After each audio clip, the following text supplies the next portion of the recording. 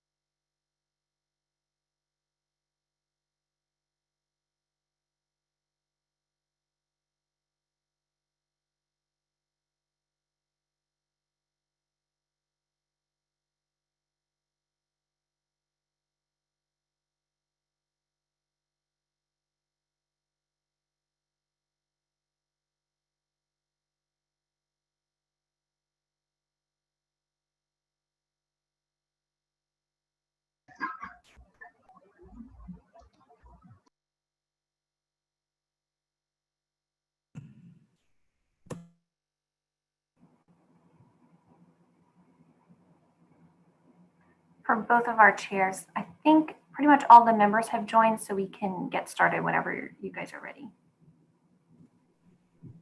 This is Brent Campbell. Can y'all hear me?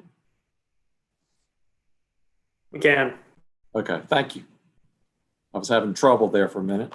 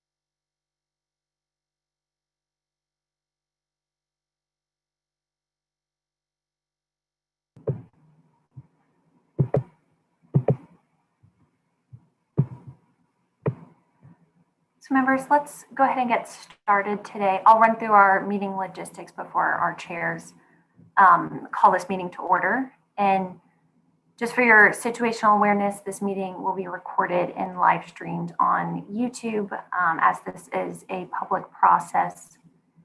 If you could please leave your cameras on and be present during the duration of the meeting, and please include your affiliation and your Zoom name to help others identify who is speaking. If you wouldn't mind keeping yourself on mute when you're not speaking, that would be great.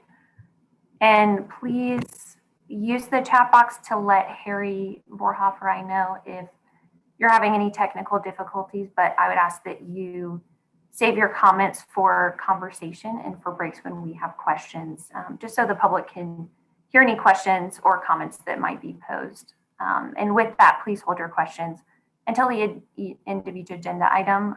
We have some breaks for great discussion throughout today's meeting, so we'd love to save comments for that. And in the event that we have any sort of Zoom disruption, any Zoom bomb, we'll just shut the meeting off and reconvene another day. I feel like these days we have to make that disclaimer known. And then lastly, I'll say that we are accepting public comments before and during the live stream of this meeting through our climate@la.gov email. And this is a public process. We very much encourage and want to facilitate a process that is open and involved and understanding of the public perspective. So we'll be reading through those at the end of the meeting at the proper time in the agenda. And so if you would please send in your public comments to climate@la.gov, including reference to this committee, the Mining, Oil, and Gas Committee. And if your comment is in reference to an agenda item, if you could just include reference to the item in the subject header, and if not, then just reference to the committee broadly. And we also ask that you would include your name and address before you comment, just so we know who is providing the comment for this meeting. And those are all of our meeting logistics. So with that, I will hand it over to our chairs to call us to order.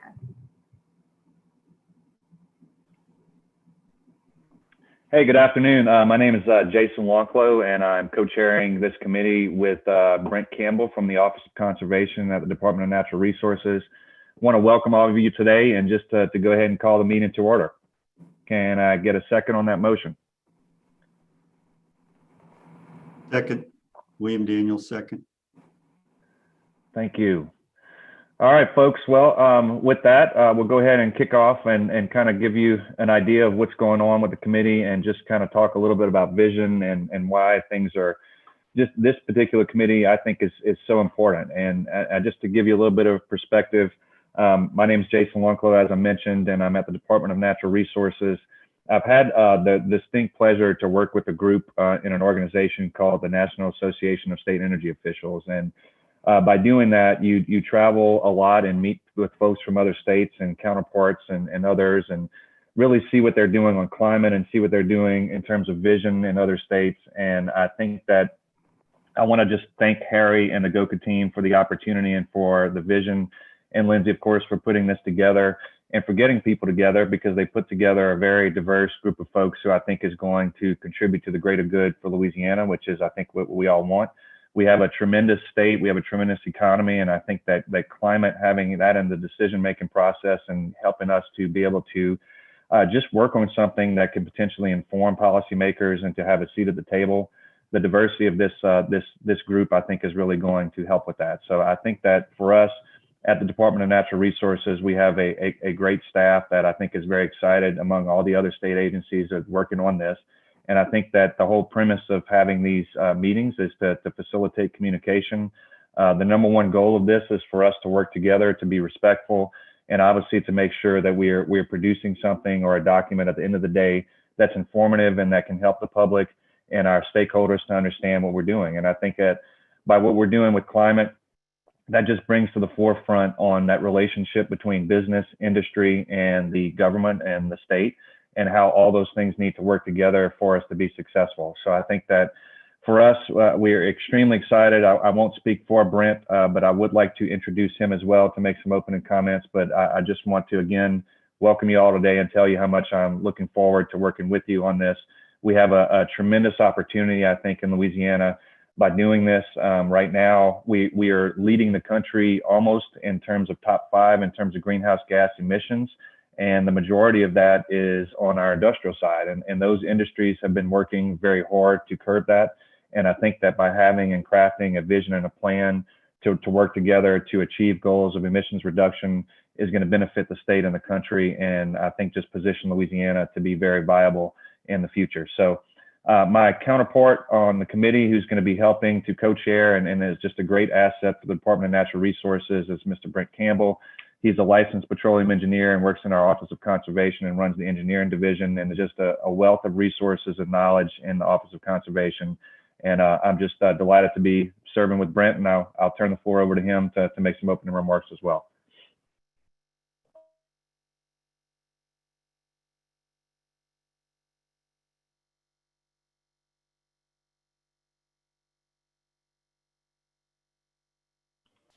think we may have lost Brent. Brent, it looks like you're muted still, or you're on mute. Okay, I There you go. apologize. Again, my name is Brent Campbell, and I appreciate the opportunity to represent Richard Ayub, the Commissioner of Conservation, on this committee. And I look forward to working with all the members on this committee, and I concur with all of Jason's previous comments here. Just a little bit about me. I graduated from petroleum engineering in LSU. I've been with the state for 36 years in conservation all those years. I'm currently the division director for the engineering and regulatory division. And then two, I wanted to go in just a little bit about what we do at the commission at the conservation, kind of an overview of the regulatory authority and the programs within conservation. Of course, we regulate the oil and gas wells and also the injection wells from cradle to grave, from the drilling, the operation, production, to the plugging and abandonment. We handle subsurface injection, solution mining of salt, storage of hydrocarbons, on-site and off-site treatment and disposal of the E&P waste, administration of the orphan well program, surface mining of coal and lignite, enforcing rules pertaining to the construction of intrastate pipelines, the regulation of carbon dioxide pipelines, and then the safety and inspection enforcement program for the intrastate natural gas and hazard liquids in the state. So that's just kind of a brief overview of what we do. That's all my comments. Thank you.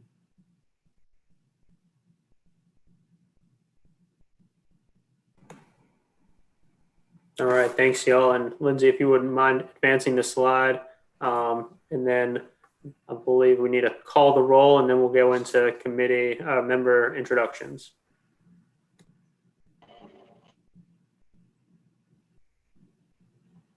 You're on mute still. Members, if you could unmute yourselves and state your name, or state that you're here when I call your name, that'd be great. Jason Lenclaw. Here. Brent Campbell. Here. Lori LeBlanc. Here. Brian Johnston.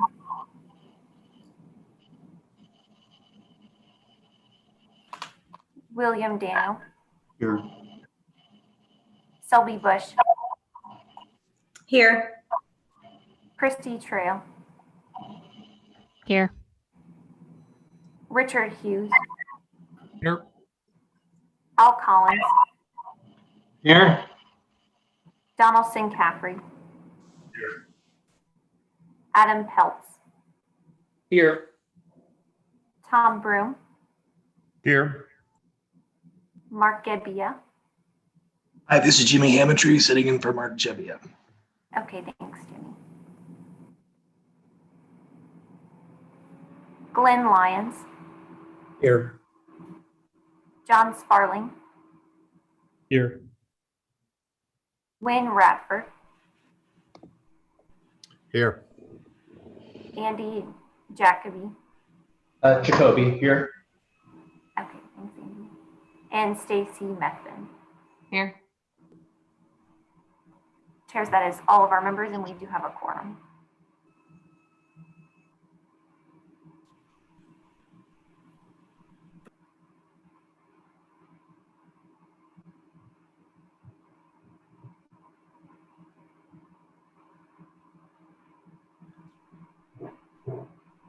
Okay, and then we'll move into member introductions. And after we've already done the opening remarks by Chair Lonclo and Campbell. So I guess we can go around the horn again. Lindsay, if you wouldn't mind calling everybody's name out, and then they can offer their name, occupation, and expertise. Yeah, no problem, members. So let's start with Lori LeBlanc. Good afternoon, Lindsay, Harry, and Jason and the group.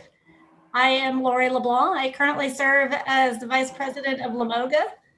Just by way of background, I have a bachelor's degree in environmental science. I got my master's in environmental science, toxicology. Prior to working in the oil and gas industry, my work was in coastal restoration primarily. I previously served as the Deputy Secretary at the Department of Natural Resources. For the past 10 years, I've worked as a consultant representing the offshore oil and gas industry, specific to regulatory issues and advocacy. Since January of this year, I've been serving as the Vice President of LAMOGA. As many of you know, LAMOGA is a trade association exclusively representing all sectors of the oil and gas industry in Louisiana and in the Gulf of Mexico. I very much look forward to being a part of this sector committee and representing the oil and gas industry in this conversation around climate change and reducing greenhouse gas emissions. Basically, as far as LAMOGA goes, we recognize that the threat of climate change is real. And looking forward, LAMOGA's primary objective in participating in this task force and being on these committees is to really encourage the growth of new industries in our state while simultaneously working to protect the environment. We have known for a very long time that economic growth and environmental quality are not mutually exclusive. And we want to focus on the fact that Louisiana has two areas of strength in that carbon emissions space that sets us apart from other states and other countries.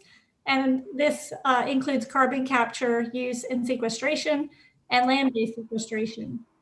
For the greater part of the past year, LAMOGA did establish a carbon committee, and we have been working on these issues very closely with DNR and with the industry. And so with that, we look forward to working towards this goal of reducing emissions and looking for solutions moving forward. Thank you. Thanks, Lori. William Daniel. Hi, good afternoon, committee members. My name is William Daniel. I am currently the Director of Water and Sewerage for the City of Shreveport. I was the Public Works Director and Chief Administrative Officer in Baton Rouge, and I was the Infrastructure Director for Ascension Parish. I was a state representative for 12 years. And prior to that, I was in the oil and gas industry. I'm a petroleum engineering graduate from LSU. I have an undergraduate and master's degree from LSU in petroleum engineering. And I have an environmental management degree, a master's in environmental management from LSU. I feel very strongly about the environment, and I want to take care of it.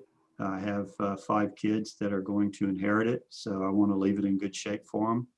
So that's why I wanted to be on the committee. And I'm looking forward to working with everybody. Thank you, Mr. William. Selby Bush. Hi, I'm Selby Bush, the head of corporate affairs for BHP. For those of you who aren't familiar with BHP, we're a global resources company here in the US. We're purely offshore oil and gas. We have a long history of working behind the scenes in Louisiana to fight the effects of climate change and assist in coastal protection and restoration efforts. And we firmly believe in collective action between the private sector, government, and the community to meet our purpose of bringing people and resources together to build a better world. We don't have our own global target of net zero by 2050, which aligns very nicely with the governor's executive order. We were heartened to see that this summer and are very excited and offer our full global resources to help Louisiana meet that goal. Christy Trail. Hi, my name is Christy Trail. I'm also an LSU grad in civil engineering. I have a bachelor's and a master's in civil engineering. Worked for 20 years in the oil and gas industry, both as a consultant and in industry, in the downstream and upstream sectors of that. And currently, the role that I'm in right now, I've been in for 4 years. I'm the executive director of a nonprofit that looks after Southeast Louisiana. We're a scientific research nonprofit, Pontchartrain Conservancy, with offices here in New Orleans. So that's where I'm at today. I'm excited to be a part of this committee and look forward to working with all of you. Richard Hughes. Hello, everybody. My name is Dick Hughes. I'm a faculty member at LSU in petroleum engineering. Nice to see several of our graduates out here. Been working in the sequestration space for almost 20 years. And then before that, I was in industry working with CO2 EOR. So I'm excited to see something getting done with the greenhouse gases, and hopefully they'll be good for us to do our part. Thank you, Dr. Hughes. Al Collins.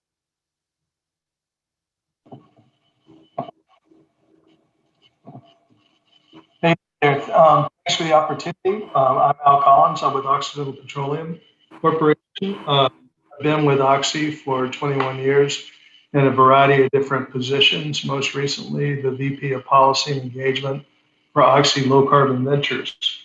But before that, I was a regulator at EPA, and I have degrees in chemical engineering and economics.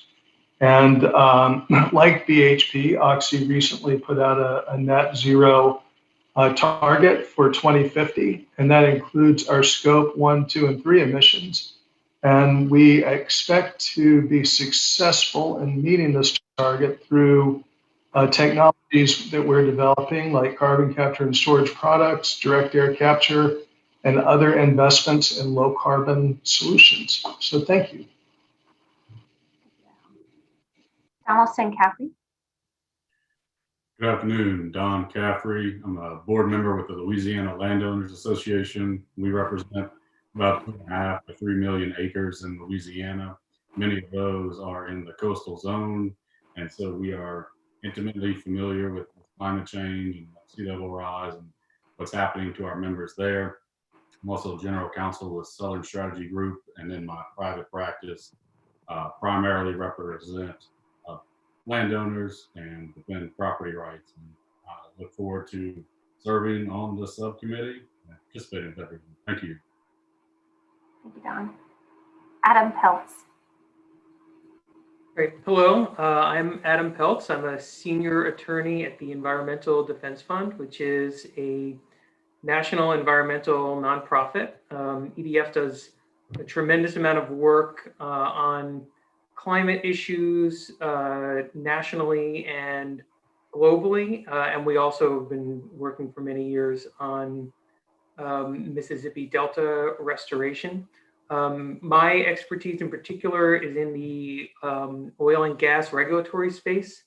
I've been working closely with state oil and gas regulatory agencies across the country on improving regulations to make them more protective of especially groundwater resources. And I've also done a fair bit of work on carbon capture and sequestration, orphan well management, and EDF has a lot of expertise on methane emissions from the oil and gas supply chain in particular. So I'm hoping I can help bring to bear some of that knowledge towards making this a great process for Louisiana. I'm looking forward to it.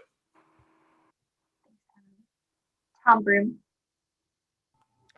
Good afternoon, all. My name is Tom Broom. I'm the Executive Account Manager for Danos.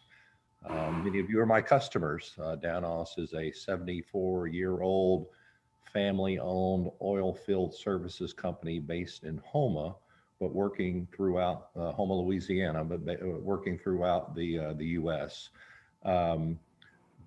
Danos is attempting to lead the oilfield service sector in the energy transition, following many of our customers who are, as I said earlier, on the call today. Prior to Danos, I worked 35 years with Royal Dutch Shell, retired at the end of 2016.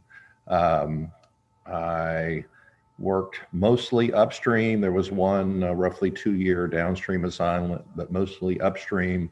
Always lived in the US, but had responsibilities throughout the Western Hemisphere and had some interesting experiences in other parts of Royal Dutch Shell as well, but more as a visitor than an individual contributor.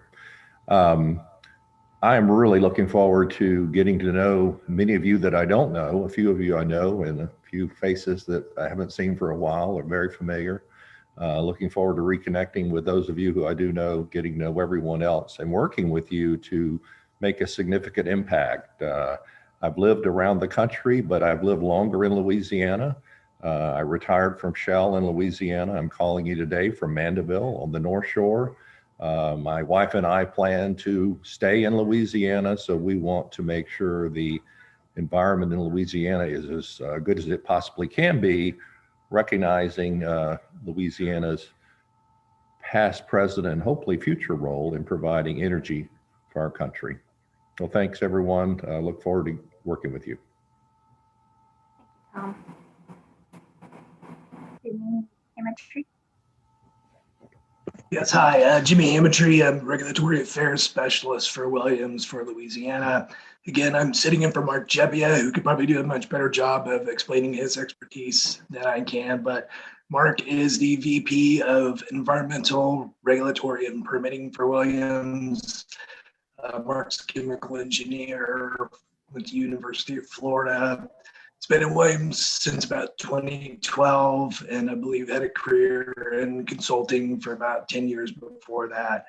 Mark also just recently led the development of a key piece of the National Petroleum Council, a report that just came out a few months back. So like BHP and Oxy, Williams recently announced a commitment for net zero GHG emissions by 2050, which also includes a 56% reduction commitment by 2030.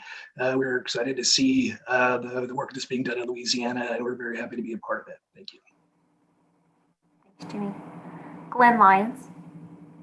Hi, I'm Glenn Lyons. I'm a regulatory and policy advisor for ExxonMobil based in our Houston headquarters. A little bit of background about ExxonMobil. We've operated in Louisiana for more than 111 years. We're one of the state's top employers, largest business taxpayers. We have about 10,000 employees, retirees, and contractors in Louisiana. Our business covers all facets that an integrated oil and gas company would cover within the state of Louisiana between ExxonMobil and our affiliate XTO Energy. We have workers in just about every corner. The Haynesville Shale to the north, Baton Rouge Refinery, chemical plants, the Port Allen Mobile One motor oil plant, and then you've got pipeline operations throughout the state. And then finally, oil and gas production activities in South Louisiana, as well as the Deepwater Gulf of Mexico. ExxonMobil supports the goals of the Paris Agreement and has encouraged the US to remain a signatory. Addressing the risks of climate change will require collaboration between governments, private companies, consumers, and other stakeholders to create meaningful solutions. ExxonMobil has a robust set of processes to improve energy efficiency and mitigate emissions. In 2018, we announced plans to achieve by the end of this year a 15% decrease in methane emissions, a 25% reduction in flaring as compared to 2016 levels. We anticipate meeting both goals by year end. We are committed to further increasing energy efficiency while reducing flaring, venting, and fugitive emissions. In fact, just yesterday, we announced plans for further reductions in greenhouse gas emissions over the next 5 years to further support the goals of the Paris Agreement. ExxonMobil appreciates the opportunity to participate on this committee, and I personally look forward to working with everyone. John Sparling. Hey everyone, I'm John Sparling. I'm Vice President of Midstream at Aethon Energy. I have a bachelor's degree in petroleum engineering from the University of Texas at Austin. At Aethon, we are very active in the Haynesville Shale. We strive to be an industry leader in health, safety, and social responsibility, and are looking forward to being a part of this committee. So I look forward to serving alongside all of you. Wayne Radford. Good afternoon. Thanks for having me. It's an honor to be on the committee with all of you all. The Director of Government Affairs for BP for Louisiana and Texas. Have been with BP for roughly 10 years in various roles. And earlier this year, we came out with our new aims and ambitions to get to net zero by 2050, along and hopefully taking the world along with us. So thanks for having me. And prior to my time at BP, worked in the George W. Bush White House. Currently live in Washington, D.C. and looking forward to getting back down to Louisiana soon. Thanks, Wayne. Andy Jacoby. Hi, this is Andy Jacoby, and I am a lawyer based in New Orleans. I have I was previously worked for the state of Texas doing water law. I went to undergrad at University of Texas. I got degrees in business and Spanish. I went to Tulane Law School, graduated in 2008. For the past, after working for the state of Texas, where I did water law for about the past 10 years, I've been an attorney on environmental cases, mostly on the plaintiff side. I'm based here in New Orleans, but working throughout Louisiana and the rest of the country as well. During the course of the past 10 years, I've also done a lot of volunteer work with retired General Russell Honore on a lot of issues, including protection of groundwater, but respecting relevant to this committee, a lot of abandoned oil fields issues, drafting bills, and then doing research on abandoned oil fields. I'm really looking forward to working with everyone. It's an honor to be on the committee. I think we're going to do great work, and look forward to working with y'all. Apologies for mispronouncing your name twice in a row. That's okay. That's okay. You can do it a third time if you want. Okay, unless we have Stacy Method. Hi, yes, I'm Stacy Methvin, and I am a geologist by training. I spent my career 33 years with Royal Dutch Shell. Worked a bit with Tom Broom, who I see is also on this committee.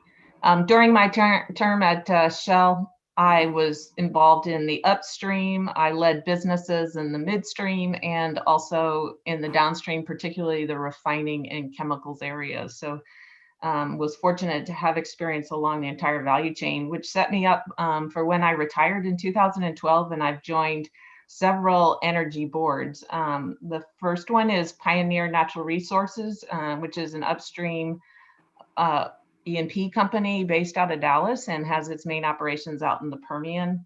The second one is Magellan Midstream, based out of Tulsa, but has liquid pipelines, both crude oil and refined products throughout the US. And the third one is actually a German company called Marquardt and Balls, but has a large oil storage business and oil and chemical storage business known to most people in the US as oil tanking. In all three of these companies, I work very closely and am members of their sustainability committees. We've just recently released sustainability reports and have set targets in both air emissions and use of fresh water or in reuse of produced water. So I'm very interested in the sustainability issues, particularly in Louisiana, as I serve on the Governor's Advisory Commission for Coastal Restoration, Protection, and Conservation. And I've been on that commission since 2002. While I'm in Houston right now, I do have a home near Natchitoches, Louisiana. My husband's family is from central Louisiana, and so I'm very tied to the state and love it dearly and look forward to working with this group and seeing what ideas we can come up to better protect it. Thank you. Chairs, that is all of our members. Thank you everyone for a wonderful round of introductions. It sounds like we have some great expertise on this committee. And with that, I'll move us into the next agenda item, where we'll start with an overview of the Climate Task Force and just first starting with why we're here, brought together through the executive order of the governor. And then I'll outline a bit of the structure and timeline and deliverables for the Climate Task Force as a whole before we narrow into the role of this committee and have a discussion on the committee charge. And then after that, Harry will introduce everyone to the planning process that we're using throughout this timeline. And then we'll have a discussion on the objectives of this group before talking through our next steps. So with that, I'll start by just briefing you guys a little bit on the problem and context of why we're brought together. So the governor signed an executive order in August of this year before our 6 hurricanes hit. And in this executive order, he set forth this vision and mission that Louisiana can and will reduce our greenhouse gas emissions. And the intent behind that is really to limit the impact of climate change that harms our state's culture and heritage while adapting to maintain our leadership position in various industries. So even in this vision statement, the governor is bringing forth these two realities that Louisiana lives with. First, that we're very vulnerable to the impacts of climate change, as we experience every day here in Louisiana. And we need to address those impacts through reducing emissions. But also, we hold a leadership position in many industries that not only our state depends on, but other nations in the world as well. And so those are the two realities that we must balance as we enter into these conversations. And so in that executive order, right after the governor set forth that vision, he also established what emission reduction looks like in Louisiana. So he set forth these emission reduction goals, and those goals are a near-term goal of 26 to 28% reduction in greenhouse gas emissions from 2005 levels by 2025. And then there's an interim goal of 40 to 50% reduction, again, from 2005 levels by 2030. And then that final goal of net carbon neutrality by 2050. And we see that the real benefit of having these goals set forth from the beginning of this effort, because it shows us clear direction on what we're working towards. And so this executive order is also what established the Climate Initiatives Task Force and subsequently all of these subgroups, including the Mining, Oil, and Gas Committee. And it's giving us this very clear-cut vision of what we're working towards. As many of you mentioned, your own companies are working towards these similar goals. And so having this focus on mitigation of greenhouse gas emissions, it helps us in all of our conversations remember that we're working towards meeting these goals. And so everything that we do is setting Louisiana on a path to meet that vision that the governor laid forth. So first, I'll note why we chose these goals. And I think it can be simply said that Louisiana needs to reduce our greenhouse gas emissions to limit the impacts of climate change in Louisiana. So human activities are responsible already for 1 degree warming of Celsius above pre-industrial levels. And we're on a trajectory to increase warming by 1.5 or 2 degrees more over the coming decades. And we need to do our part to reduce these emissions, not only to reduce the climate-related risks that we face in our health, our livelihood, our food security, and our economy, but also that we would lower the need to adapt to climate change. And so we chose these specific goals because they've been proven by international climate scientists that this will help limit our warming more around the 1.5 degrees and stay away from the 2 degrees Celsius. And the impacts from 1.5 degree of warming to is pretty significant. So it's important that we are strategic in the goals that we set forth. So looking at what it looks like for Louisiana to do our part, I think it's important to first put Louisiana in context of the other states. From this graphic by the World Resources Institute, you can note that Louisiana ranks 8th among all states in our total emissions. And we are pretty closely tied with New York in our emissions. And New York has a much greater population than Louisiana. So this accents the just the high amount of emissions per capita that Louisiana has. If we dive into that a little bit more to look at emissions by state in the context of GDP and per capita, we can see from these graphics that Louisiana ranks 4th among emissions per GDP and 5th among other states in emissions per capita. And so this just shows the need to recognize emissions look a little different in Louisiana. So we can acknowledge our reliance on industry, that the nation depends on the energy that is produced here. Our state economy does, all of our jobs, a lot of our jobs do as well. But we can also understand that this comes with impacts, and we can also address the impacts of that. And if we flip to compare Louisiana to other states on climate action, you can note from this graphic that there are 33 other states that have released climate action plans or are in the process of revising or developing one. And this shows that although this topic is not new, it's important that Louisiana has a unique plan and a unique approach in reaching these emission reduction goals, in setting forth what emission reduction strategies look like, because our emissions do look a little bit different in Louisiana. So we can build from what others have created, but also create our own unique approach.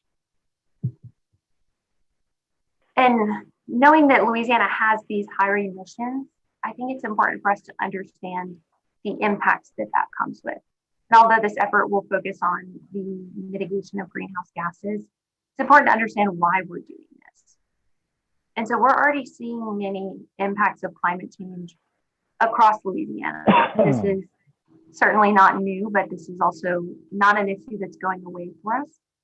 So the National Climate Assessment outlines here some key messages that they wanted to convey to the Southeast in their most recent report. And you can note in this first bullet that we're experiencing increasing heat and worsening air qualities in cities. Our infrastructure risk from flooding is worsening, and that's disproportionately impacting those in lower communities and lower income communities, minority neighborhoods, and places where the drainage is not as good for communities. And the second point we're all very familiar with in Louisiana, that exacerbating flood risk affects lower lying regions. It's a reality that Louisiana is a rural state. It's a poor community, it has poor communities. And those communities are generally in lower lying regions, less able to protect themselves, and then subsequently less able to recover from disasters. And even in this graphic on the bottom right notes that the high tide flooding we see is on a trajectory to increase, not just linearly, but exponentially over the coming decades. So even taking high tide in the regular flooding that we see, we know that flood risk is increasing in Louisiana. Another point that they conveyed is that climate change will also cause drought and warming winter temperatures, extreme rainfall. And we've experienced all of these patterns in Louisiana already. And this not only overpowers our infrastructure, but also impacts the seasonality of our agriculture, the distribution of our seafood resources, the ability to live along our coast, and the ability to recover from storms. So it's important to note here, and this brings in the fourth point, but it's important to note that there's a particular detriment to rural regions too from climate risks. And Louisiana is a rural state, and those needs need to be understood a little bit differently than our cities.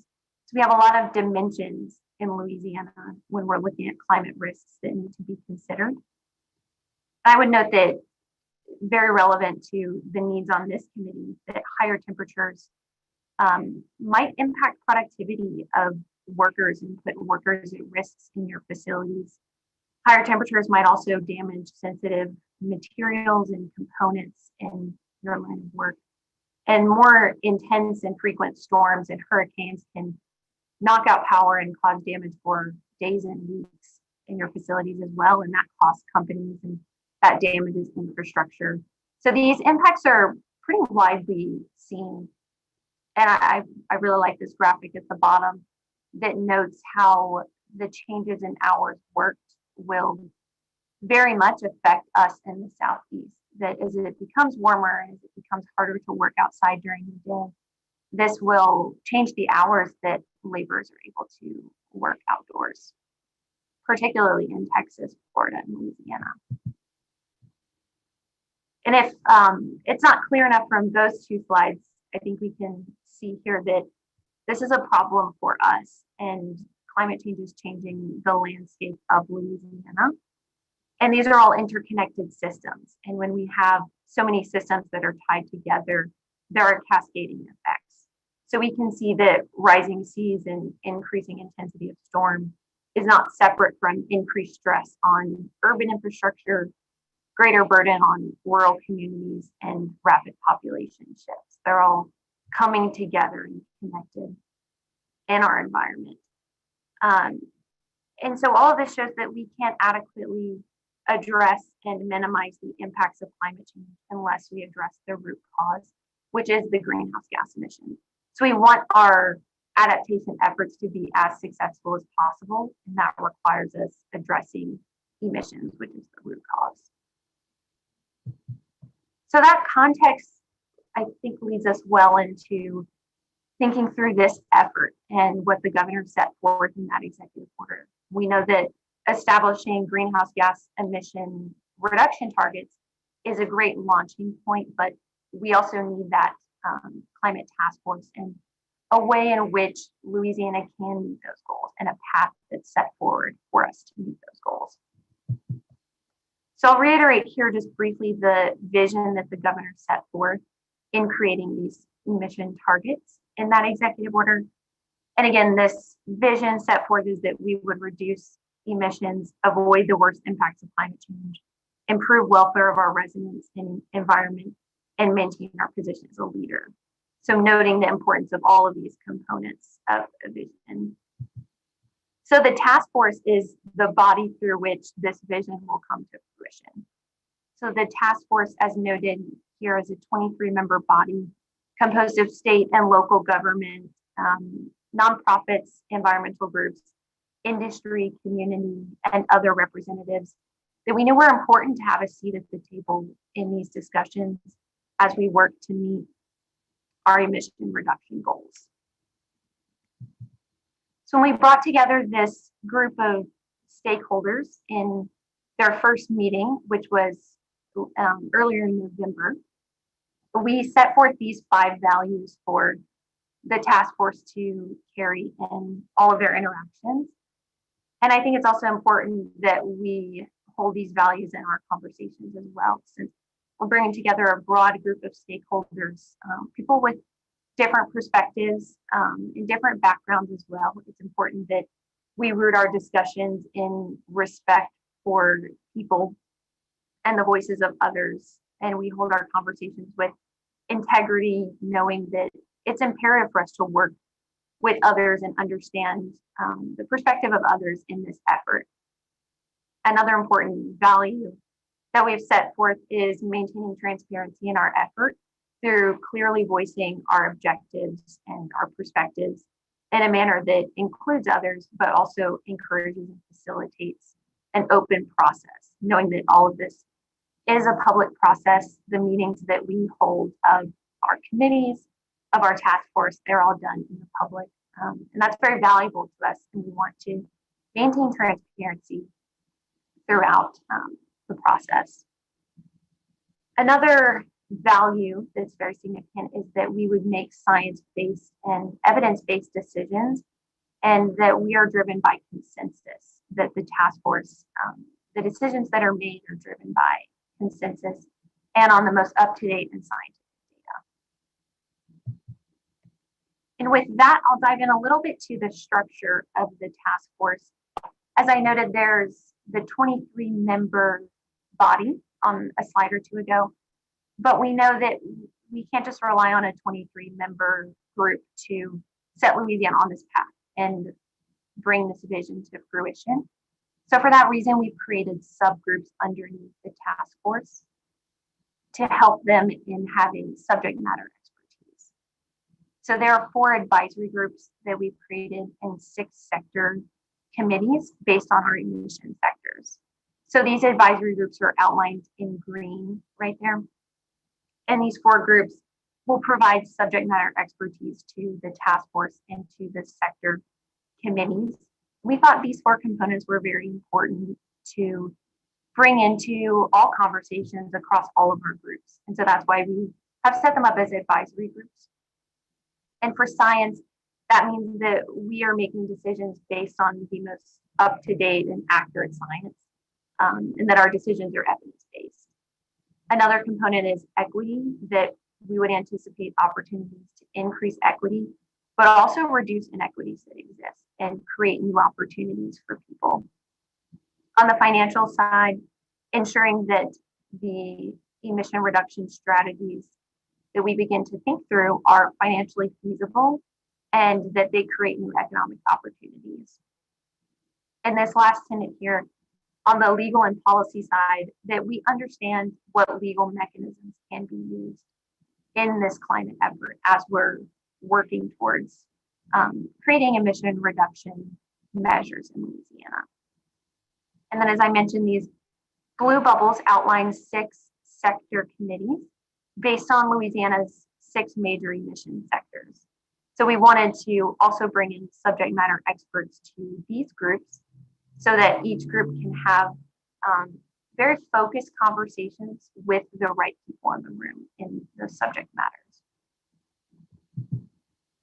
So diving into the roles of each of these groups, we talked about this a little on the last slide, but I wanted to reiterate that the sector committees have two main roles, that they would scope their emission sources and sinks inside of their sector.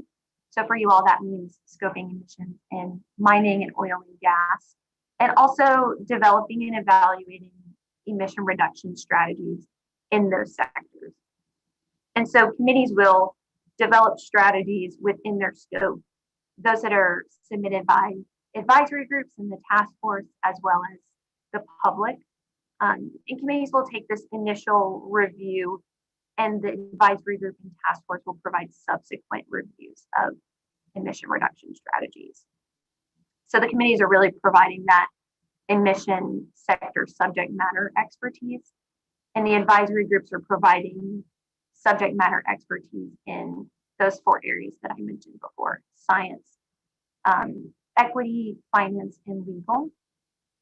And then the advisory groups are also working alongside the task force to steer the direction of the overall climate initiative, and they'll develop and approve the interim and final reports.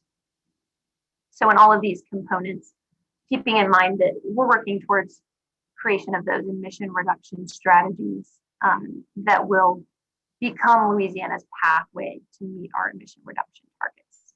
And each of these groups have been strategically chosen with broad groups of stakeholders so that we would have the best people in the room to be able to provide input and guide Louisiana on this path. And in this, I'll also note that the team that I work for, the Governor's Office of Coastal Activities, will be chairing the climate task force as a whole. We'll also be staffing and coordinating and providing direction for all of the sector committees and advisory groups as well.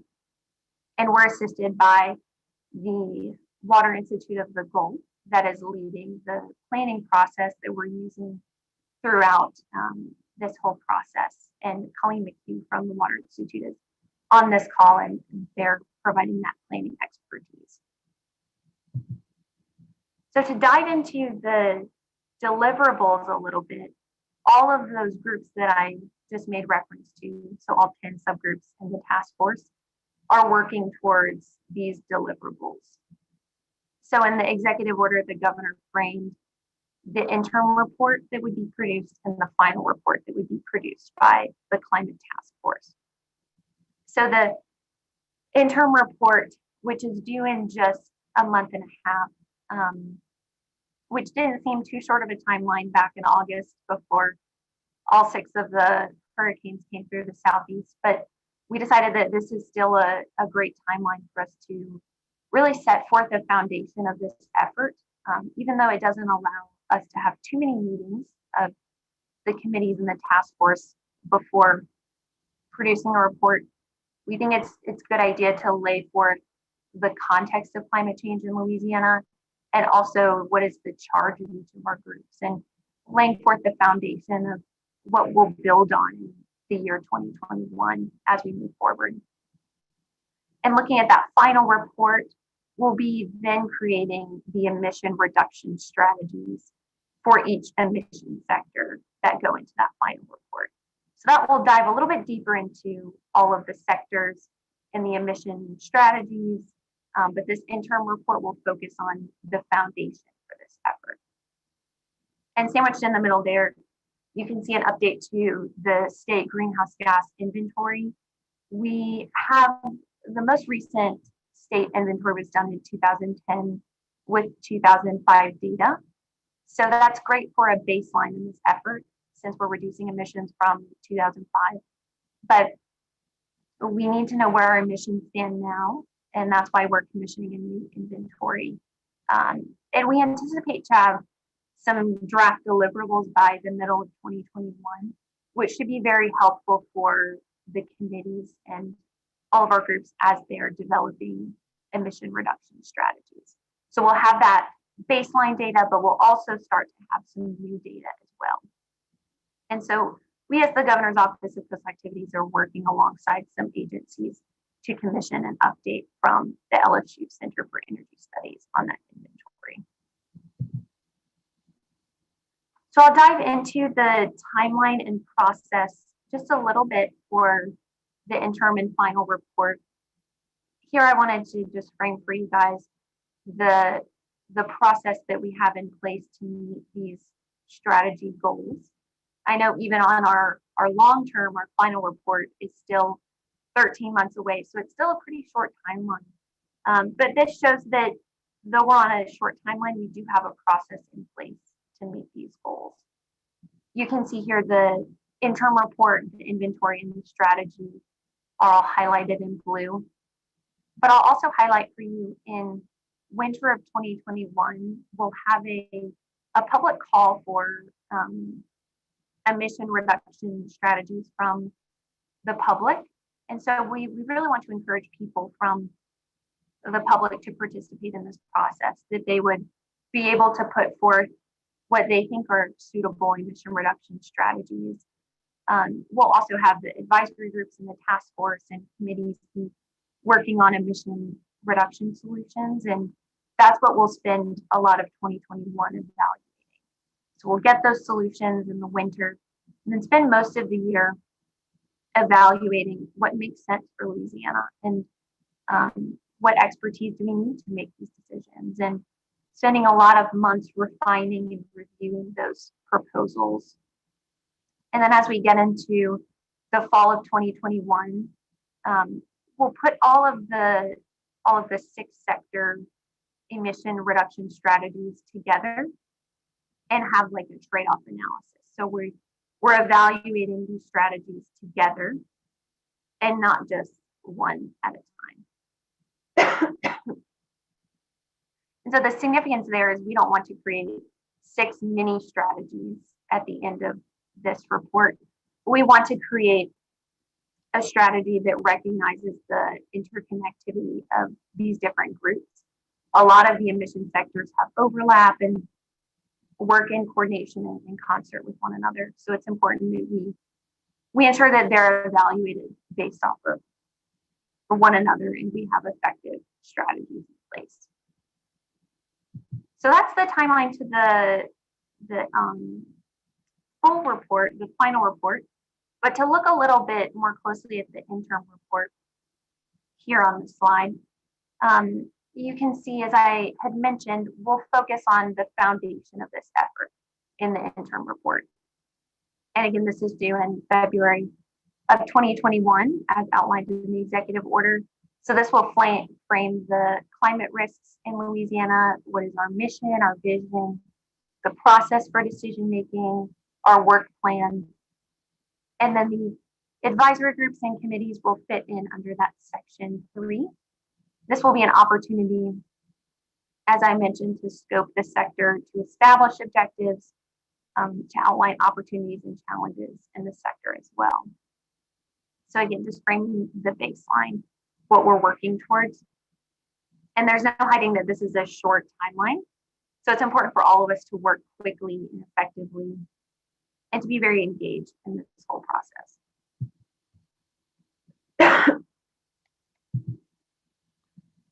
So diving into what this means for our committee, for mining, oil, and gas, I thought it would be good to first outline what the charge is to the other groups.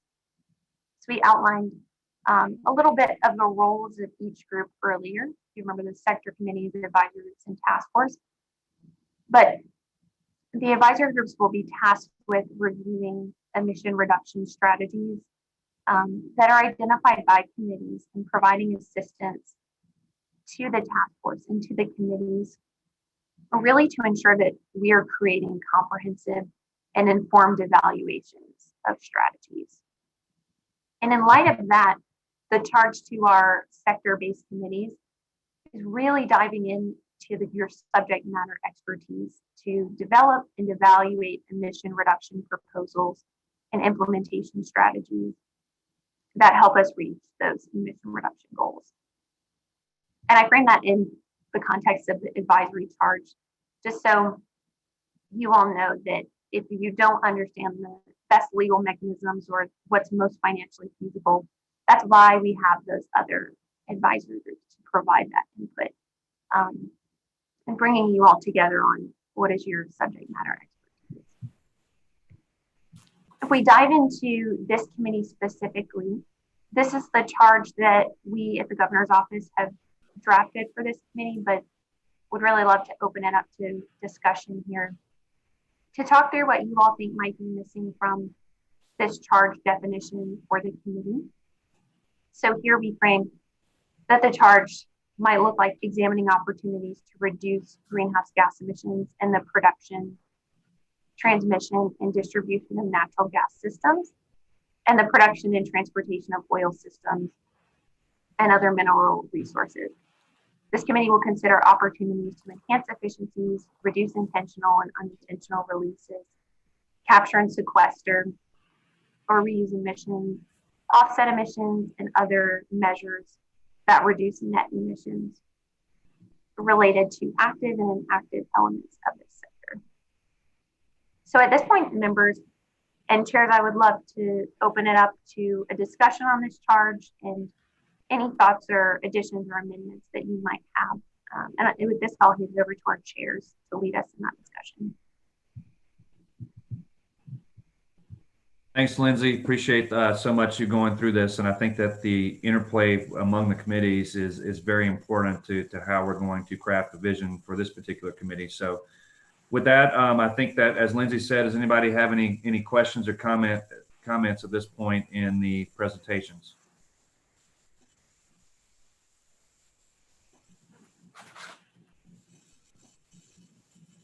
Raise your hand, unmute. If not, we can shift into Harry's presentation and do questions and comments later when we get to the objectives, if that sounds okay. Can you just clarify real quickly the last sentence? What you mean by other measures to related to active and inactive elements? Is that like orphaned wells or?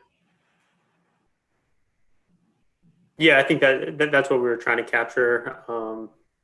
And other measures was just more of a catch-all, just to make sure in case we were leaving anything out. And then, yeah, related to active and inactive, the inactive referring to orphan wells or and the like. I don't know if there's other types of inactive wells that are not orphaned, potentially those as well. Just trying to cast a wide net.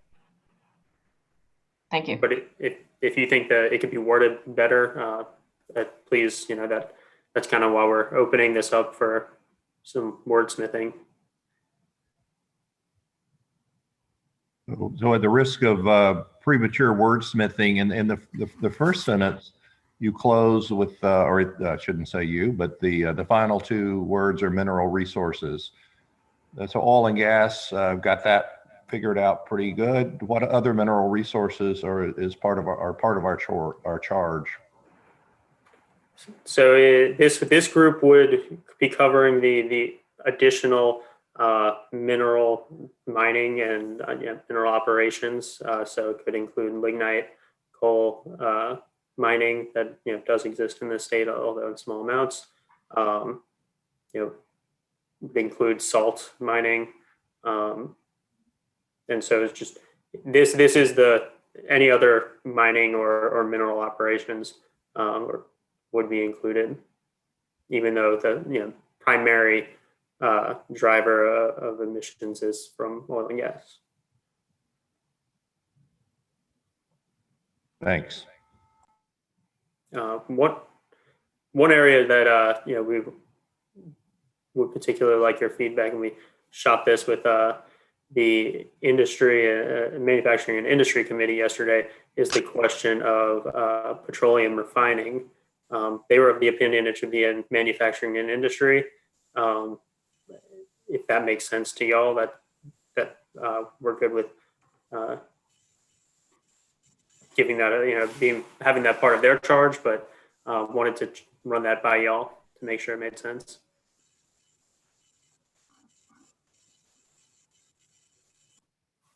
Well, from an oil and gas standpoint, we typically delineate the industry upstream, midstream, downstream, and another word for downstream is manufacturing. So I certainly see the logic behind their request.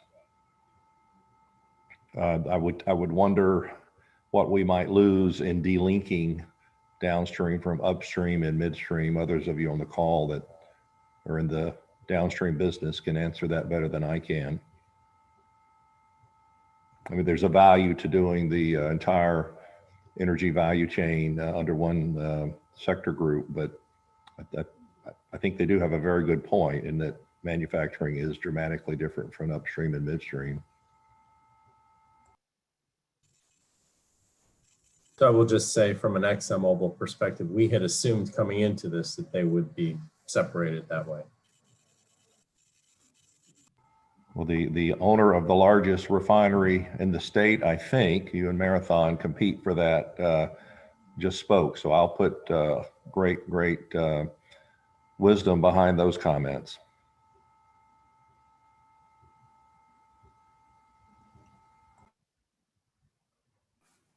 All right, any other questions or comments? If not, we can move on to the decision-making process that Harry's going to do a presentation just on the structural decision-making in terms of how we're going to go through just to help us in making decisions in the group and as a team.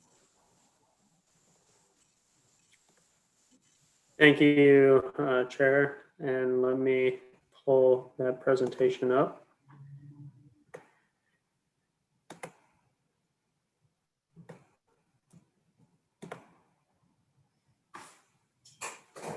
And so as Lindsay went over the structure just now, this is a large undertaking, a gigantic scope, 10 different subgroups in addition to the task force. So we realized early that we needed a structure in order to work efficiently and drive to consensus for the task force. And so partnering with the Water Institute of the Gulf, we are employing the structured decision-making process, or SDM. And the benefits of SDM is that they really focus on explicit outcomes and transparency. And so those are some of our values that are guiding this process. And so it really kind of pairs well with what we're trying to do. And one of the keys is that we need to clearly articulate our fundamental objectives. And in doing so, and as we evaluate various solution proposals, that we are integrating science and policy together and having a comprehensive conversation. And so this is the overall framework of structured decision-making. So you define the problem, which the governor did largely in his executive order, and setting the emissions reduction targets that he did. Next, you move to the determination of the fundamental objectives, and that's what the remainder of this first meeting will begin to do. And to clarify fundamental objectives, the ultimate fundamental objective of this task force is to come up with strategies to meet the emissions reduction targets identified by the governor. But there are other objectives that everybody is bringing with them that will help guide how ultimately what strategies the task force will decide upon. There are many ways up the mountain, so to speak, and the fundamental objectives will help guide which trails we want to take. So based on then using those fundamental objectives, initially the committees will begin to identify and review alternatives, alternative solutions, and that's really where the committee level will work and do a significant amount of its work. It will also evaluate consequences as well as the task force, and it's really the task force itself that will be really taking that hard look at consequences and evaluating trade-offs, and then ultimately making the decision on what to include in its final recommendations. And so moving back to the top, we defined the problem, or the governor defined the problem, to really proactively work to reduce greenhouse gas emissions in the state in order to protect health and safety, quality of life, economic growth, vital habitats and ecosystems and communities. And then looking kind of more specifically, so as Lindsay went over, we are in the process of getting the state's greenhouse gas inventory updated. So this is 2005 data. This is before Haynesville shale activity really started. So, take these numbers with a grain of salt. That's why we're in the process of getting an update, so we can make decisions that are based on current data. But the natural gas and oil systems, back in 2005, accounted for a little under 6% of total emissions. I will note that, and we'll work this out, that in that 2010 inventory, refining was included in oil, or as part of the oil systems, and was not part of the industrial breakdown. Looking even further at the emission source, natural gas production and transmission in 2005 were the most significant contributors to our emissions, as were, and then to a lesser extent, the distribution of natural gas, oil production, and flaring. And so kind of now that we've done an overview of what emissions we're talking about, and have defined the problem, I'd like to now move into the discussion of fundamental objectives. And so this is really a conversation about what we care about. There are many ways to reduce emissions. And so what is driving your thoughts on how we would want to go about reducing emissions? And this conversation is important to be had at the committee, or is being had at the committee level and advisory group level, to help the task force identify what it should adopt as the fundamental objectives of this overall effort. And so in line with how this task force and subgroups are structured, that the work of the committees and advisory groups with respect to fundamental objectives, they will help inform the task force and inform the task force in the direction it should go with respect to setting those objectives. And so some examples that we wrote down to sort of get things going were, so the ultimate objective is reducing greenhouse gas emissions from mining, oil and gas sectors with respect to this committee. But there are others, such as maximizing opportunities to increase the quantity and quality of jobs for Louisiana residents. Also, avoiding or minimizing impacts to neighboring communities from operations. So those are some examples of what fundamental objectives could be. And so at this point, we wanted to open it up to this group, and I'll start with our chairs to break the ice. But chairs, if you wouldn't mind starting us off, and I'll work Sure. Write this down as we go. We do have a little whiteboard session, but what do you think that the task force should consider as its fundamental objectives to help guide its decision making in this process? Harry, I'm happy to kick that off. I think that the number one objective, and before I go to a concise sentence, I think that just as thinking through this, we in the Department of Natural Resources recognize that there are going to be emission sources and companies and those who have processes that are probably some of the easier first tier emission sources to go after, that have probably a clear reduction pathway. But I think that the overall objective for us and for us as a department is to incorporate, how do we look at holistically all the emission processes to get to net zero by 2050, in the sense of working with all those industries, those hard to reach industries, which we have a lot of. So we have some, the steel production, concrete production, some of those others, have very, what I would call non-pure CO2 streams, which are not easy and economical to capture. So I think that, you know, we need to be just receptive of that. And when we go through this process, that there are going to be some challenges and that there's a lot of industry with a lot of diversity. So just charting a path that incorporates a multifaceted approach to emissions reduction and making sure that we're working with those industries to show that this is not a policy document in the sense that we're going to regulate them. It's to come together with ideas on how to work together as a whole group to reach all of those different agencies and processes and industries. And Brent, I'm happy for you to jump in on DNR and Office of Conservation, just to parlay with that, if you'd be so kind.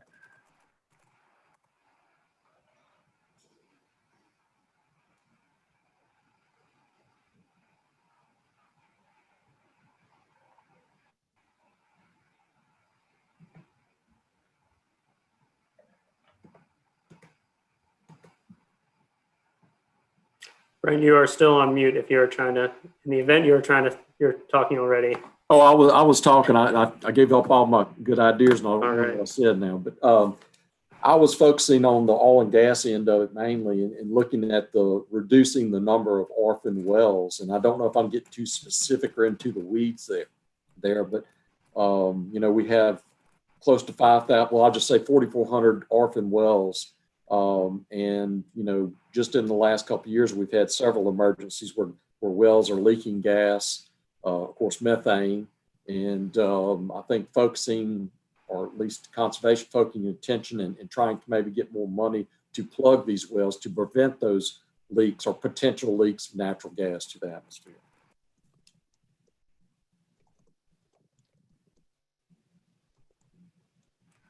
Thank you. That's great. Well, at this point, I'll open it up to anyone else who has some thoughts on fundamental objectives for this task force. Hey, Harry, this is Lori LeBlanc with Lamoga. Hello. Hey, I won't be shy. So what we would like to see as an objective is to, it might be two parts, but I'll try to go with this and see, to highlight and build upon some of the market-driven investments that industry has already made, the things that they've already done. And the second part of that is to focus on the technologies and the policies that really fit into Louisiana's strengths.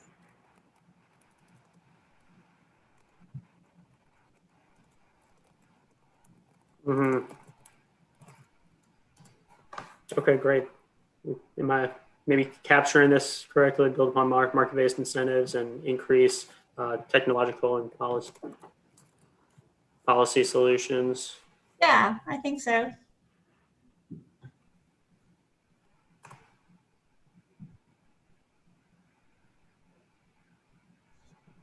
That's good. Thank you. And thank you, Lori. Harry, can I jump in and say something? Please.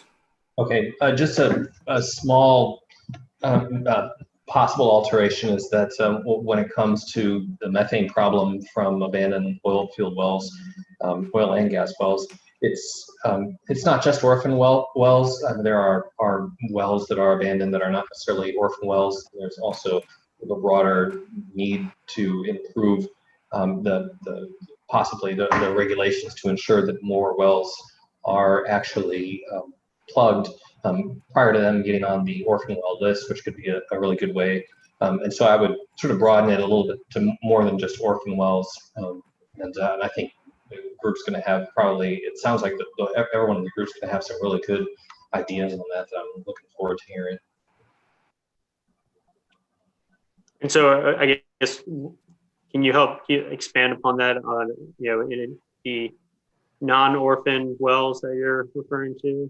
Yeah, I would say maybe even an alteration of the bullet point above. Okay. In terms of reducing the number of orphan wells and increase funding for plug-in orphan wells, I would maybe add to that because it's sort of part of the same bullet. Just say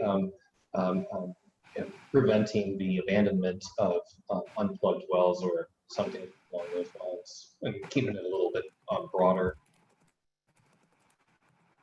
I'm not sure if that's necessarily important, but it's just a thought. Mm-hmm. That's great. And yeah, just to be clear, I'm adding to it. I want to preserve everybody's input, just and kind of how they framed it, and so we can kind of proceed like that to be additive, just so everybody's thoughts are preserved and reflected. But thank you for that contribution. I think.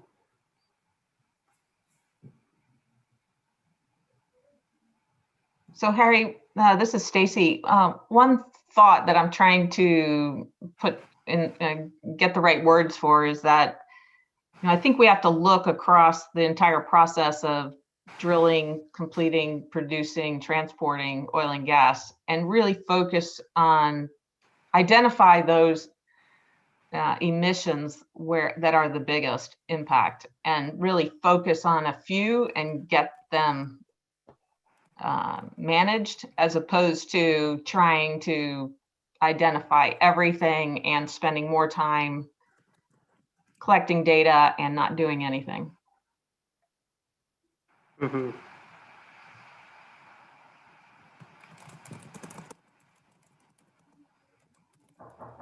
And I'll give an example. Out in West Texas, we've focused on flaring and venting, and just getting the industry to get its act together around that, and everybody agreeing to it and taking action is a major challenge. And I think we have to keep this realistic so that we can make progress. Mm-hmm. A lot, too many words for your chart, but just to put it in perspective. No, I think that's helpful. Good point.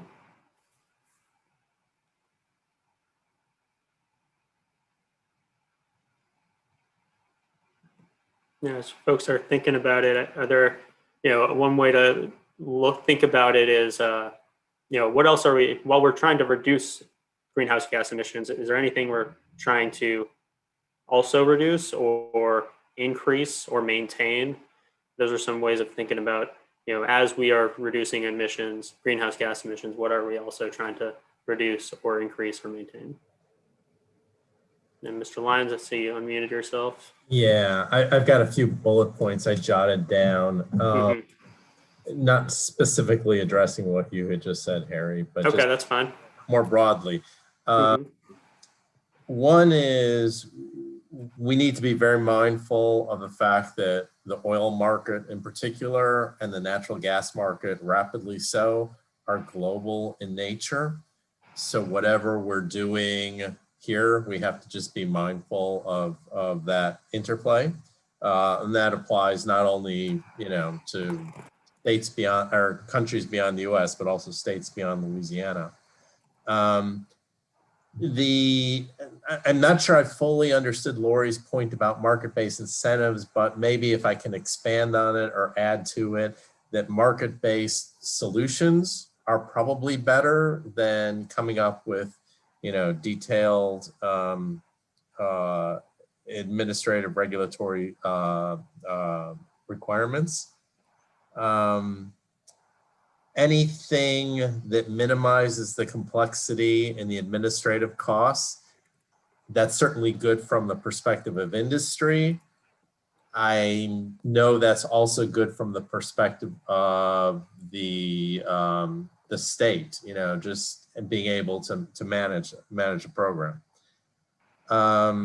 Transparency is an important element as well, probably goes along with complexity and administrative costs in some level. Two more points maybe. One is it's very important that whatever we do that we consider also future, that the world is not fixed, technology is not fixed, market supply, demand is not fixed. We need to think about future flexibility in order to make whatever sort of recommendations we have live and beyond the immediate future. And sort of related to that then is we need to consider things that are going to be durable and sustainable, that, coming out with the most beautiful program that everybody can feel good about is not as important as coming up with one that will be around for years to come and continue to provide the intended benefits. Thank you. Thank you for that. All great points.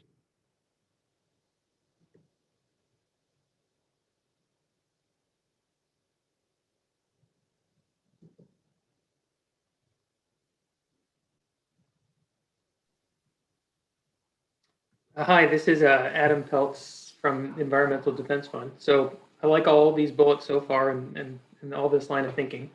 And I'll just throw in carbon capture and sequestration and figuring out what role that has to play for the industries covered under this committee and how to ensure that it's done well in a way that does not allow leakage of CO2 or other negative environmental impacts.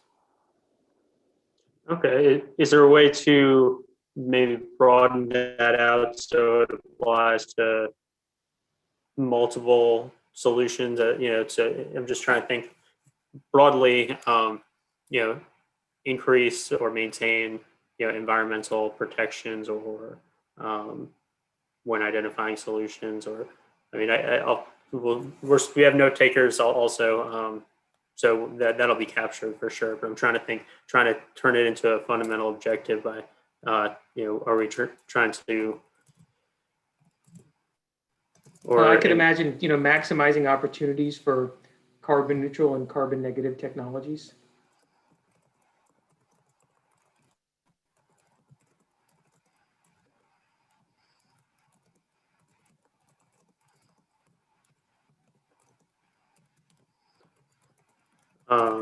But with respect to the environmental protection, increase in environmental protection or increase environmental health, or increase protection for environmental for ecosystems, or I'm just trying to capture. Well, my thought is to do this and all of these things, with environmental integrity.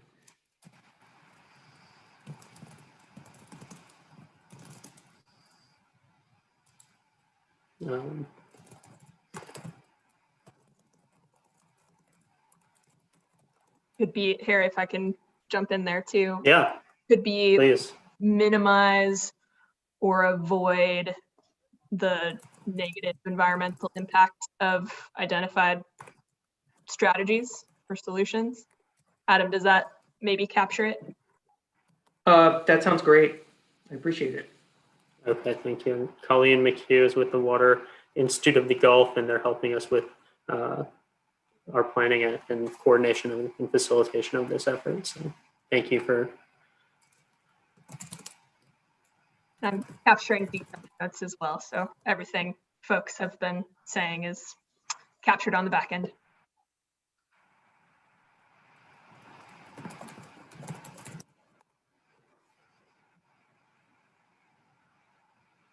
Excellent. These are all great, and we're gonna, unless there are additional thoughts, we'll move on. But want to note that feel free to, if you think of anything that you want to add, please let us know. Email climate@la.gov so you can send them in. If you can get any additional thoughts in the next day or so, we can work it into committee reports. So our chairs are going to report to the task force at the next meeting, which is next Monday, as more of a status update to give them an idea of where the discussions that were had. But I will note that the conversation on fundamental objectives, well, we want to have it fully up front.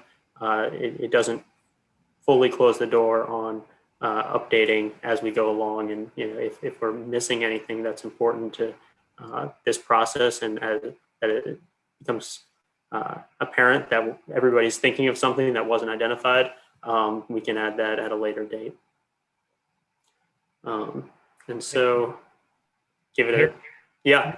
This is John Sparling here. I think while we're thinking through this and trying to come up with objectives and solutions, it's important to recognize or quantify, objectives that can be met by smaller players as well as major players. And I'll kind of use the Haynesville Shale as an example. Most of your majors have left the basin. It's primarily operated by smaller independents now. And here at Aethon particularly, we're pursuing several projects with the LDNR for carbon sequestration at some of our treating facilities. And we're trying to move forward and do the right thing here from an environmental standpoint, but we are not, at each individual facility, we may not necessarily meet the thresholds required for some tax credits or incentives that are offered by the industry. And so I just think it's important, if you want all of the individual contributors to come to the table and work together to make a difference, it needs to be quantified on a scale that can be reached by your independents as well as your super majors, if that makes sense. It does.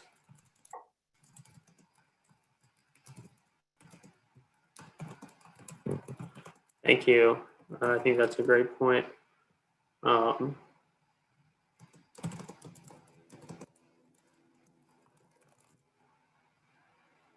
think I'm trying to capture that by increasing opportunities for reducing emissions at varying scales and sizes of operations. Harry, one last thought. Yeah. This is Stacy again. I mean, considering that the net zero by 2050, it's like a 30-year project. Obviously, we're not going to identify everything initially that's going to get us there. And so we have, or what are the thoughts about creating some sort of ongoing continuous improvement, ongoing identification of new ideas, sort of making sure that we don't just try to put together a report a year from now and then it dies on the shelf, or you implement a couple things and people forget about it. That's a great point.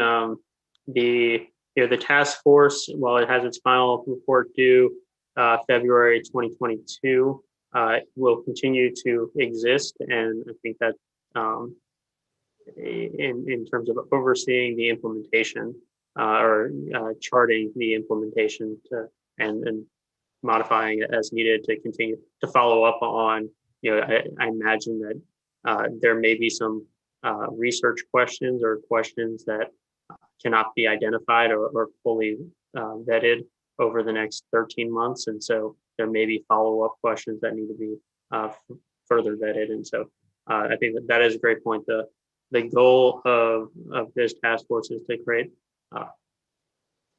identify solutions that are implementable and that can be implemented in the near term, midterm, and long term, and help chart the course. And so that's part of why we are using this framework to drive towards consensus to achieve, things that can become reality in the near term for sure, and over time. So,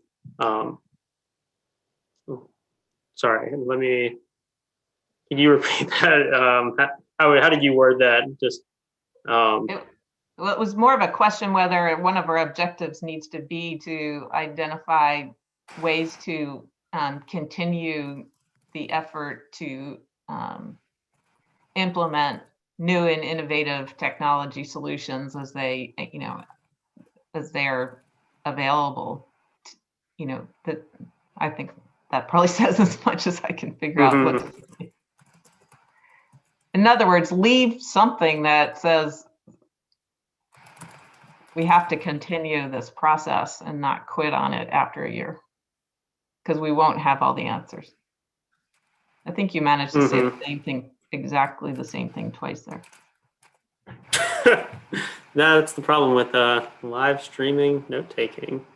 We're backseat drivers. Yes. Yeah. Harry, I will just add, I think what Stacy is saying also, after implementation, she referred to new technologies, right? So as new technology comes available, to be able to increase opportunities for implementation of new technologies after this 1 year time period. And new policies potentially, right? I mean, Correct. And I could see that. Oh, go ahead. No, I just was adding associated policies that are needed, yeah, or new ones.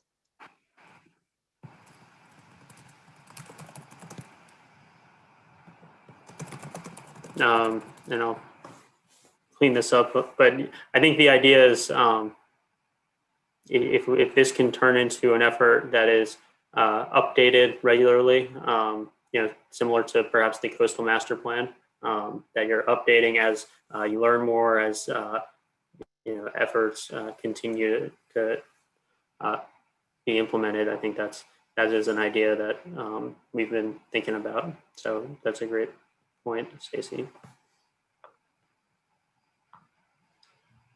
Excellent. So then we'll move into next steps. And again, you can email any fundamental objectives that you think of later this evening at climate.la.gov.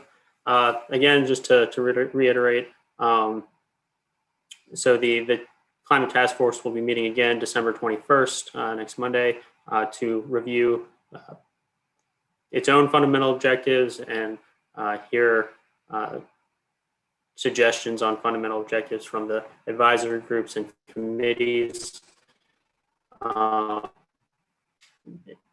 This committee and the others and advisory groups will meet again in January to discuss opportunities, challenges, and begin to think about how we'll go about reviewing and developing solutions.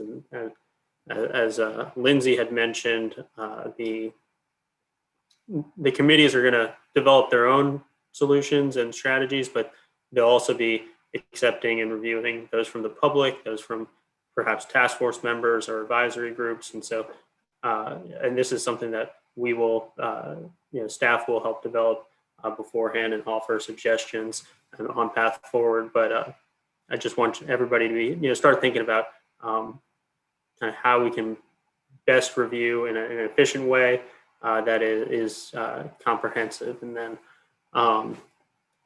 in January, the task force will also meet again to approve an interim report and start to look ahead to reviewing solutions.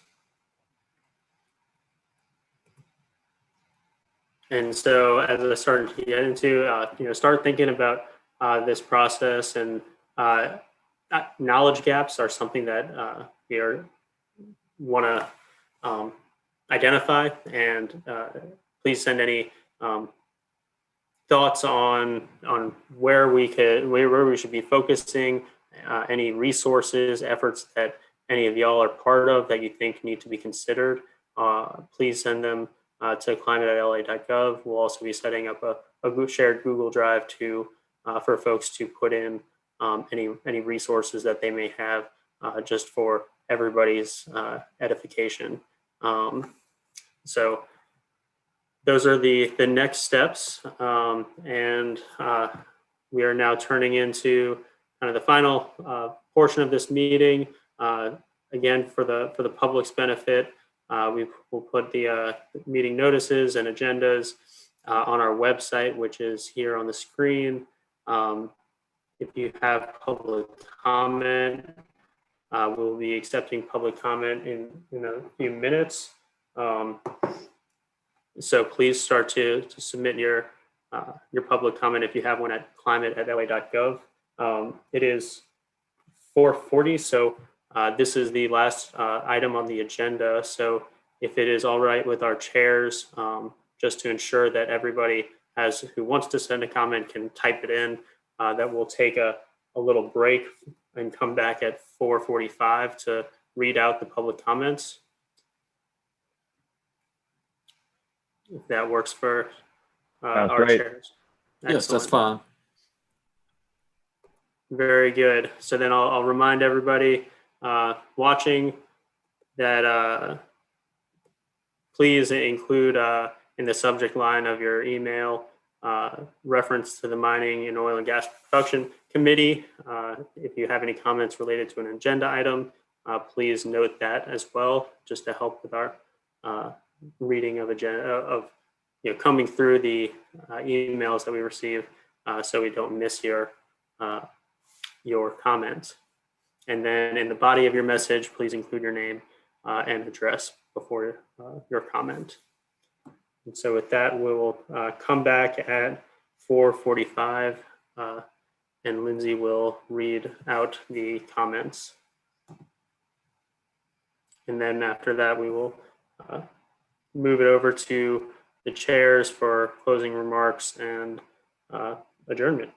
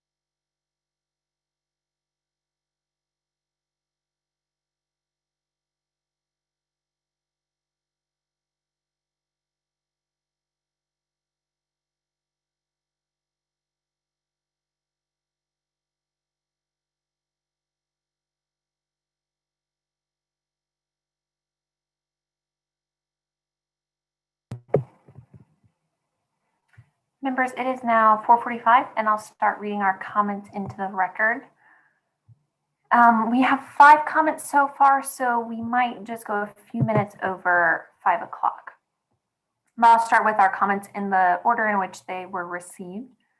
So first, our first comment is by Michael Tritico, and his comment reads, "For there to be serious effort to address climate initiatives in Louisiana, one fundamental piece of information must be supplied quickly by the oil and gas industry and/or by its regulator, the Department of Natural Resources. That piece of information is simply how much greenhouse gas is being released annually by the existing oil and gas exploration, production, transportation, and refining activities. Eventually, there will be a need for more data, such as how that annual amount varies during cyclical upturns and downturns in the oil and gas industry, what differences there might be among various production techniques, how much variation there is between one refinery and another handling the same kind of crude oil, etc. Assuming that a good faith effort is made to quickly provide this information, I would hope that by this time next year, most of the above information would have been made public so that we can start moving forward, solving any obviously significant adverse influences on our climate. With the proliferation of LNG plants in Southwest Louisiana, changing that area from the buckle in the nation's energy belt to, end quote, the greenhouse gas capital of America, it would be nice to show the world that Louisiana recognizes its impacts and has the courage and integrity to begin to lead in a good direction instead of continuing to set examples in the wrong direction. Thank you for the opportunity to participate. Signed, Michael Tritico, President of Restore. Our next comment is from Scott Eustace of Healthy Gulf. And this comment is entitled Public Comment to the Oil and Gas and Mining Committee on the Importance of a True Equity Frame.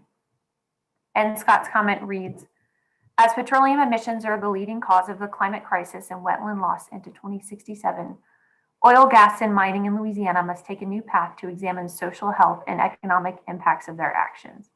Many thousands of jobs were promised to Louisiana during the fracking boom after 2013, but most or all of these jobs went to people out of state for the benefit of companies out of state.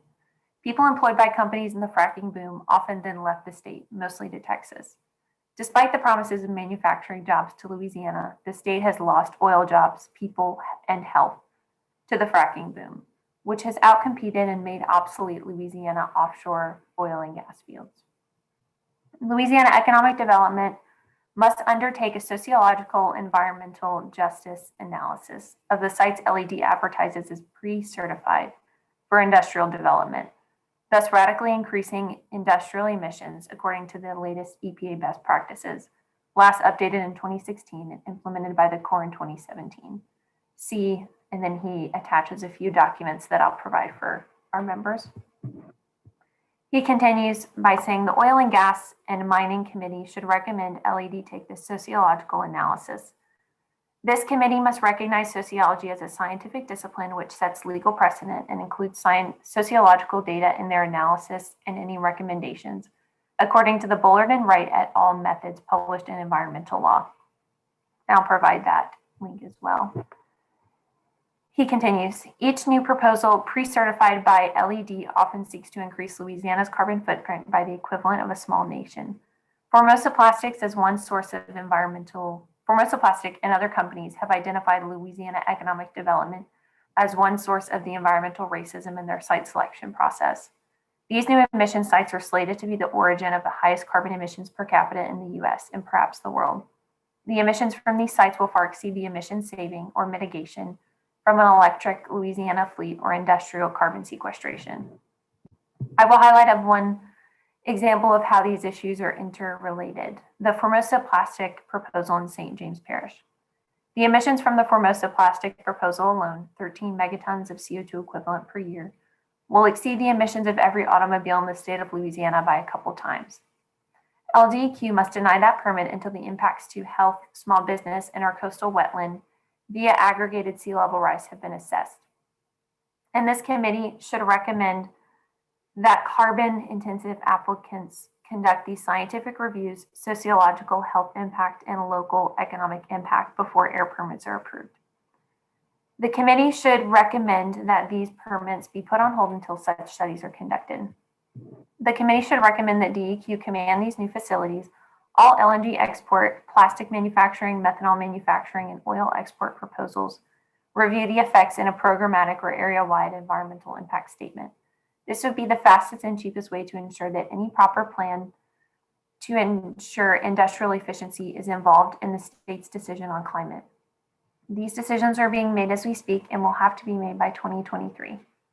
Often these climate emitted or carbon sequestration sites are in Native American villages or African American towns, which will affect Black and Indigenous Louisianans disproportionately with cancer risks to the young and old, including unborn children. These Black groups are suffering the largest cancer risk in the nation and the highest rates of death from cancer in the nation. These Louisianans are disproportionately also killed by the COVID-19 pandemic due to poor lung health. As lung health is critical to sustaining a workforce and avoiding force majeure during this pandemic, the committee must review the health benefits of the different methods of reducing carbon impact. So the state should choose the emission drawdown solution with the largest co-benefits to the state's health and economy. The EPA's BINMAP method is the simplest method to accomplish this analysis.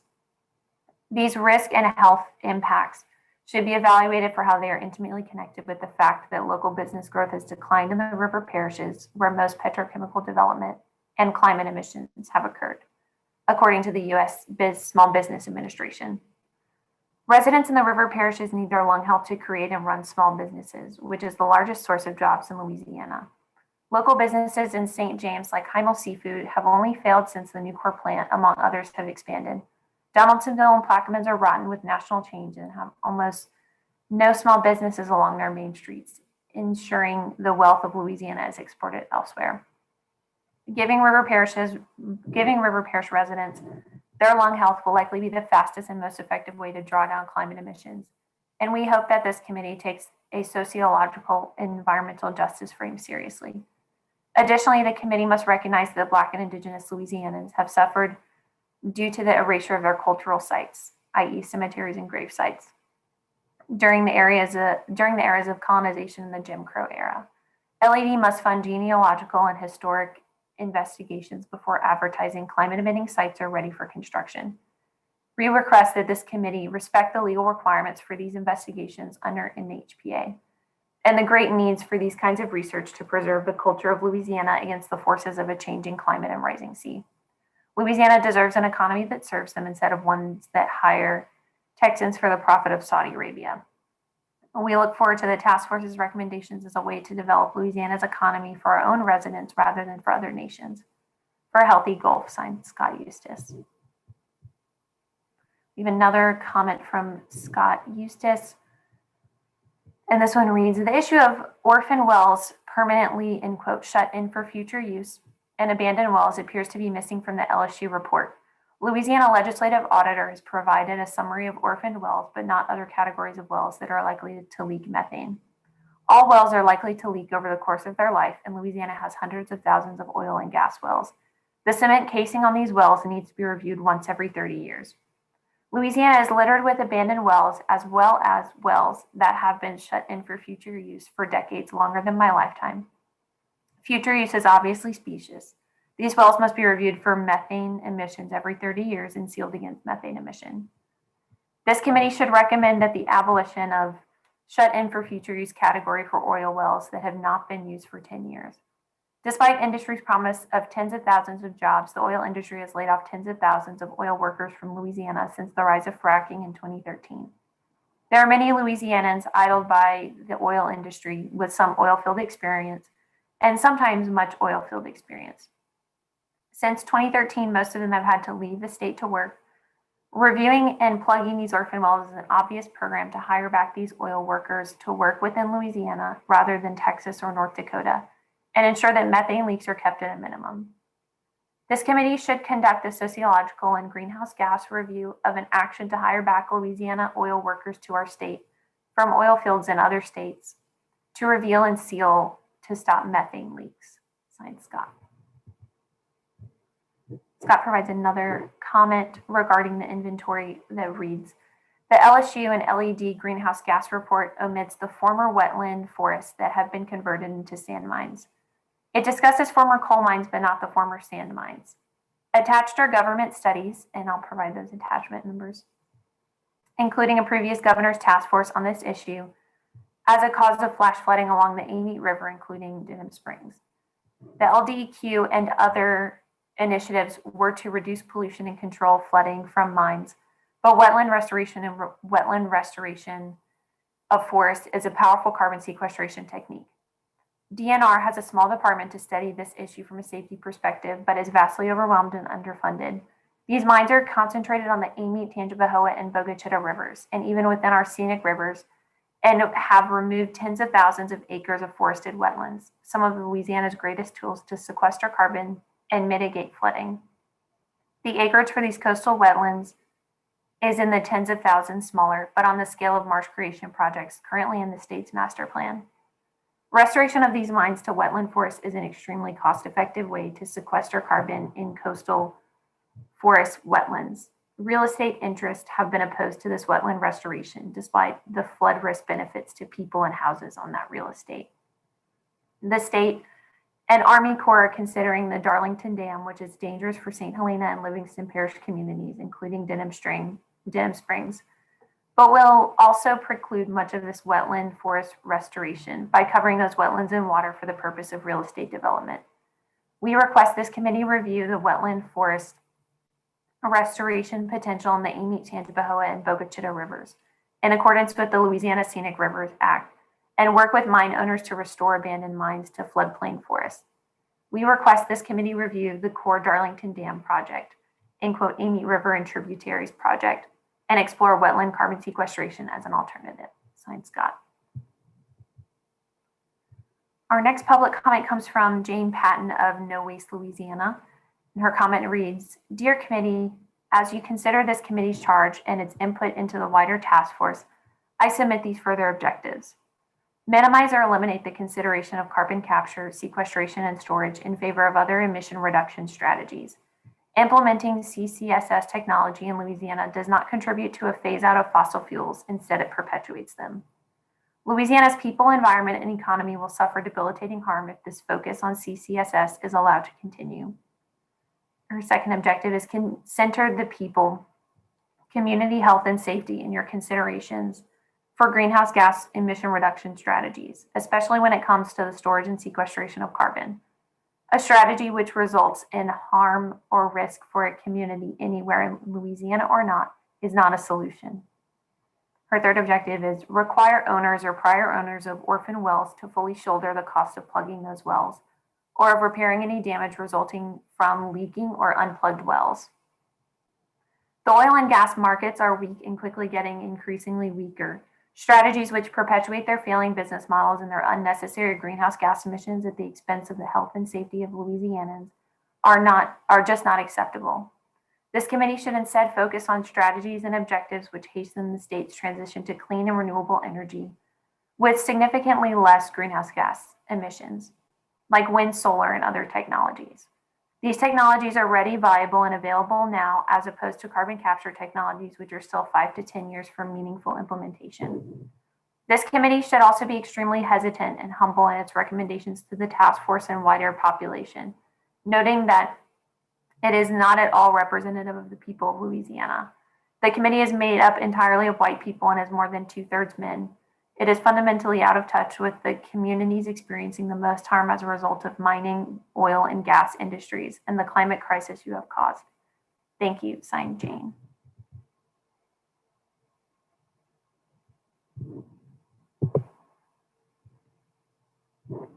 Members, that is all of our public comments, so I will turn it back over to the chairs.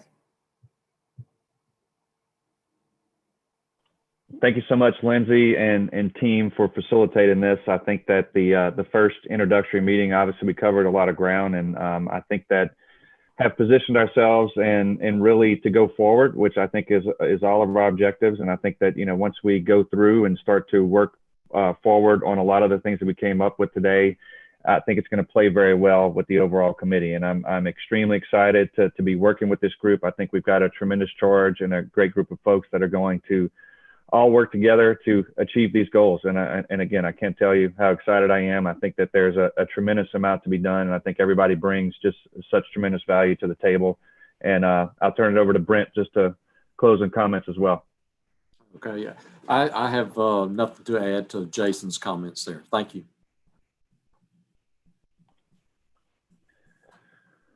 All right. Entertain a motion to adjourn.